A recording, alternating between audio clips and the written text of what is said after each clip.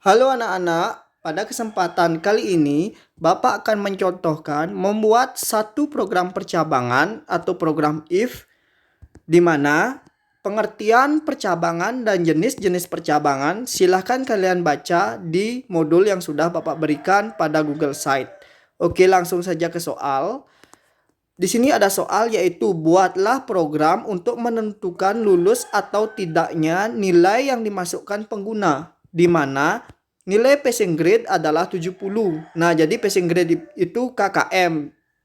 Misal ada nilai 71, maka dia lulus, dan kalau ada nilai 50, maka dia tidak lulus, seperti itu. Oke, jadi kita langsung saja untuk membuat programnya. Kita buat di decoder karena Bapak menggunakan smartphone. Jika kalian masih tidak punya decoder, silahkan download terlebih dahulu pada Play Store ataupun App Store masing-masing. Oke, kita klik create.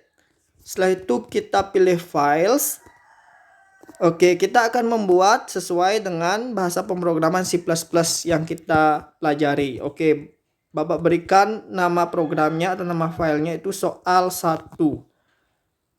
Oke, di sini langsung muncul template atau hal yang harus ada dalam sebuah program C++. Oke, kita bisa tambahkan return 0. Ini fungsinya agar program tahu bahwa return 0 ini adalah baris terakhir program, seperti itu.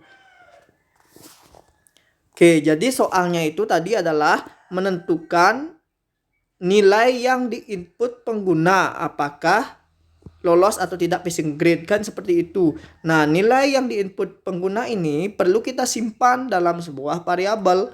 Oke, nilai yang diinput pengguna nantinya adalah nilai atau bilangan bulat, di mana bilangan bulat ini kita simpan pada variabel integer. Oke, caranya kita tentukan tipe variabelnya yaitu integer, lalu buat nama variabelnya Bapak buat nama A dulu saja. Setelah itu selesai. Jadi artinya di sini kita sudah punya satu variabel A, tipenya integer, namun belum ada isinya, seperti itu. Setelah kita membuat variabel, maka kita akan menampilkan pesan agar pengguna menginput nilai yang dia punya, seperti itu. Jadi kita munculkan pesan yang sesuai. Jadi Bapak munculkan pesan silahkan input nilai Anda, seperti itu. Oke, Bapak tambahkan n-line agar dia nanti terenter, seperti itu. Jadi fungsi n-line ini adalah enter. Oke, setelah muncul pesan, maka kita akan menyimpan nanti nilai yang diinput pengguna pada variabel yang kita buat menggunakan sintaks sin atau cin. Oke, sin ini atau nilai yang diinput pengguna ini kita akan simpan pada variabel yang sudah kita buat, yaitu variabel A. Jadi nama variabel ini harus sama sesuai dengan variabel yang kita buat, seperti itu. Misalnya A huruf kecil, maka nanti saat di sein juga harus A-nya huruf kecil, tidak boleh kapital, seperti itu. Oke, setelah pengguna menginput nilai yang dia punya, maka kita akan cek apakah dia atau nilai tersebut lebih besar atau lebih kecil dari passing grade. Nah, di mana passing grade-nya itu 70, yaitu menggunakan sintaks if atau percabangan. Jadi if, nah yang nilai yang dicek adalah nilai yang diinput pengguna, di mana kita simpan pada variabel A. Jadi apakah A lebih besar atau sama dengan 70, seperti itu.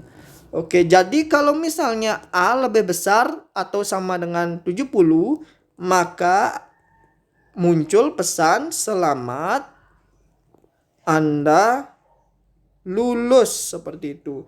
Oke, jika A nanti kurang dari 70, maka akan muncul pesan mohon maaf Anda gagal, seperti itu misalnya. Jadi kita buat else.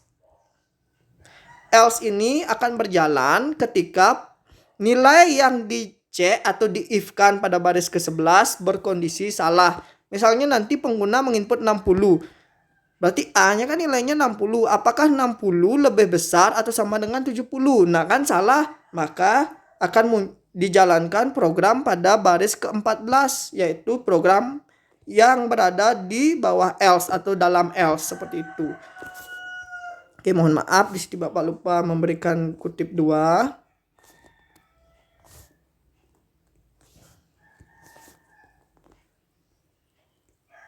Oke, jadi kalau misalnya dia di bawah 70, mohon maaf, Anda gagal seperti itu.